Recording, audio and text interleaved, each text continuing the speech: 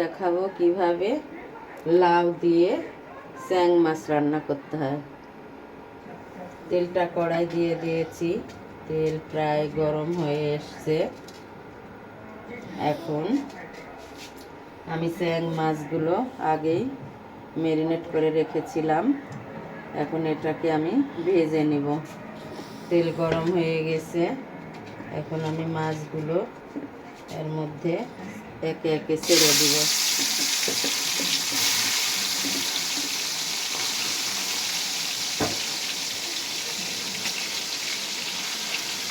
ঠিক এভাবে ছেড়ে দেবেন। এখন মাছগুলো ভাজা হয়ে গেছে, এখন আমি এগুলো তুলে নিব। তুলে নিচ্ছি। খুব বেশি কড়া করে ভাজবেন না। পেঁয়াজ কুচি, কাঁচামরিচ কুচি,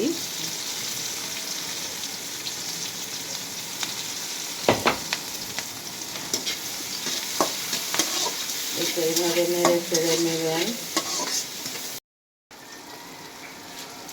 আমি আগেই পেঁয়াজ কেটে রেখেছিলাম, কাঁচামরিচ কেটে রেখেছি। এটা রসুন বাটা, এটা আদা জিরা বাটা। এখন এর মধ্যে আমি একটা তেজপাতা দিয়ে দিব। এর মধ্যে আমি একটা তেজপাতা দিয়ে দিচ্ছি।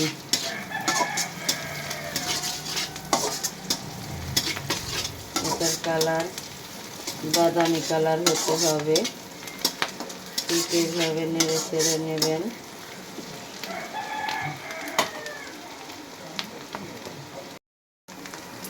এই দেখুন কি সুন্দর কালার এসছে, বাদামি কালার হয়ে গেছে। এখন আমি এগুলোকে সাইড করে নিচ্ছি।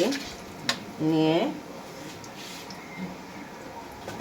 এর মধ্যে এখন আমি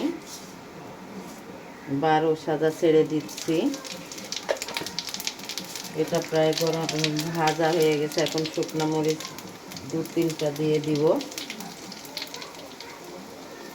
এটা হয়ে গেছে। এখন আমি একটু পানির রস দিয়ে দিচ্ছি। এর মধ্যে দিব রসুন বাটা, আদা জিরা বাটা,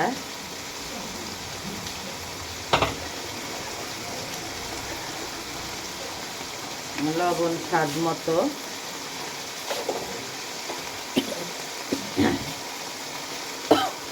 শুকনো মরিচের গুঁড়ো,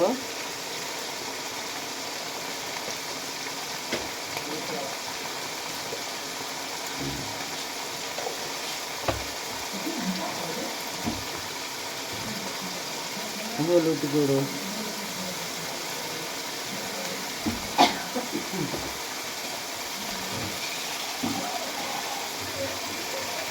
একটু পানির রস দিয়ে দিলাম আবারও। ঠিক এভাবে মশলাটা কষিয়ে নেবেন।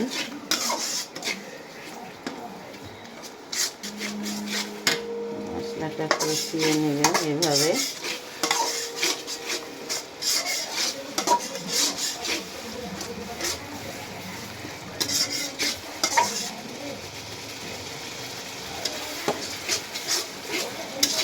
তেল কম হয়েছে, আমি আর একটু তেল দিয়ে দিচ্ছি।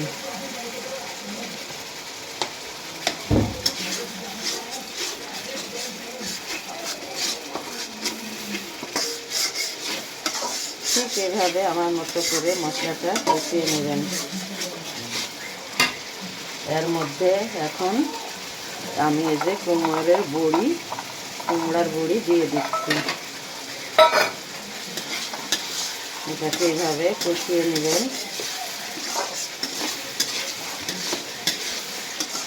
কুমড়ার বড়িটা এইভাবে মশলার সাথে কষালে খেতে অনেক ভালো লাগে। আর যদি বড়িটা একটু সিদ্ধ কম থাকে তাহলে এইভাবে আগে দিয়ে কষাবেন, তাহলে বড়িটা ভালোভাবে সিদ্ধ হবে। এটা আমার কষানো হয়ে গেছে। এখন এর মধ্যে আমি লাউ আলু কাটা দিয়ে দিচ্ছি।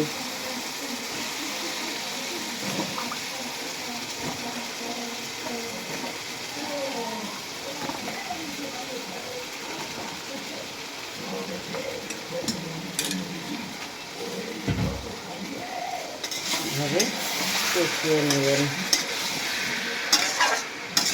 লাউ যত কষাবেন তত মনের মতো গলে যাবে, খেতে স্বাদ লাগবে। ঠিক এইভাবে আমার মতো কষিয়ে নেবেন। এইভাবে হালকা পানির রস দিয়ে দিবেন, দিয়ে এটাকে ঢাকনা দিয়ে ঢেকে দিচ্ছি। 10 মিনিট পরে এটা খুলব। তুলে নিচ্ছি। এই দেখুন 5 মিনিট ঢেকে রেখেছিলাম, কত সুন্দর কালার হয়েছে। এটাকে খুব সুন্দরভাবে কষিয়ে নেবেন।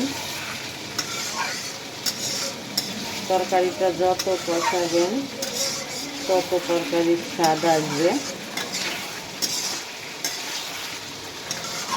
এই রান্নাটা আমার মায়ের কাছ থেকে শেখা। আমার মা তরকারি অনেক সুন্দর করে কষাতো, বলতো তরকারি যত কষাবি তত স্বাদ হবে। আমার মায়ের কাছ থেকে রান্না শেখা। আমার মা অনেক সুন্দর রান্না করত।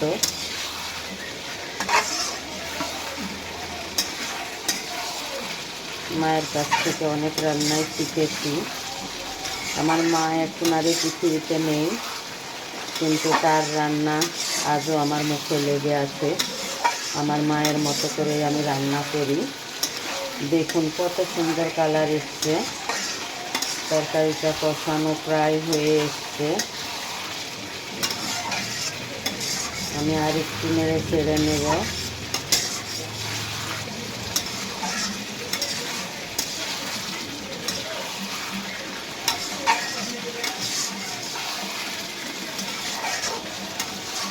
দেখুন কত সুন্দর কালার এসছে। এটা ঠিক মাংসর মতো করে লাউটা কষাচ্ছি। আপনাদের আগেই বলেছি লাউ বড়ি দিয়ে কীভাবে ট্যাং মাছ রান্না করতে হয়। দেখুন কত সুন্দরভাবে তরকারিটা কষাচ্ছি। এটা প্রায় কষানো হয়ে এসছে। আপনারাও আমার মতো এইভাবে ভালোভাবে কষিয়ে নেবেন।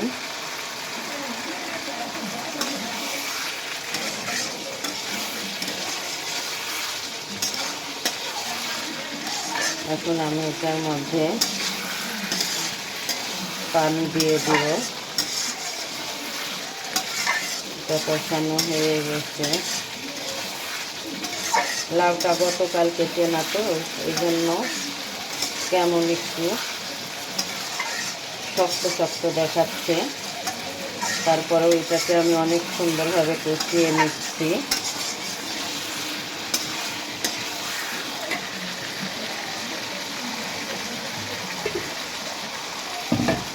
দেখুন কত সুন্দরভাবে কষাচ্ছি তরকারিটা। যত কষবেন তত টেস্ট আসবে, খেতেও অনেক ভালো লাগবে। তো হয়ে গেছে। এখন আমি এটার মধ্যে পানির রস দিয়ে দিচ্ছি পরিমাণ মতো। যতটুকু দরকার ঠিক ততটুকুই দেব। এই দেখুন আর একটু দেব, কারণ বড়ি আছে, সিদ্ধ হতে সময় লাগবে। এখন আমি এর মধ্যে মাছগুলো দিয়ে দিচ্ছি। এ দেখেন কেমন করে ভেজে রেখেছিলাম। খুব কড়াও হবে না, খুব নরমও হবে না, মাঝারিভাবে ভেজে নেবেন। এখন মাছগুলো আমি এর মধ্যে ছেড়ে দিচ্ছি। মাছগুলো এভাবে একে একে বসিয়ে দিবেন ঝোলের মধ্যে। আর একটু ঝোল বেশি দিবেন, তার কারণ তরকারিটা যত ফুটবে তত ঝোলের স্বাদ আসবে। এখন এটাকে আমি আরও 10 মিনিট ঢেকে দিচ্ছি। ঠিক 10 মিনিট পরে আপনাদের সামনে আবার আসবো। বলেছিলাম কষিয়ে ঝোল দিয়ে 10 মিনিট ঢেকে রাখবেন। এবার 10 মিনিট পরে আমি ঢাকনাটা তুলে নিব। এই দেখুন কত সুন্দর কালার হয়েছে। এটা এখন আমি নামিয়ে নেব। তুরিন, তুমি বলেছিলে তুমি আসবে আমার ভালোবাসার ঘরে রান্না খেতে, তোমার জন্য দাওয়াত রইল। আজকের দুপুরের মেনুতে টাকি মাছ দিয়ে কিভাবে লাউ রান্না করতে হয় এটাই আমি আপনাদের দেখালাম। আর তুরিন, তোমার জন্য দাওয়াত রইল, তুমি এসো আমার ভালোবাসার রান্নাঘরে, এসে রান্না খেয়ে যাও। আজকের দুপুরের রান্নার এটাই আমার টিপস।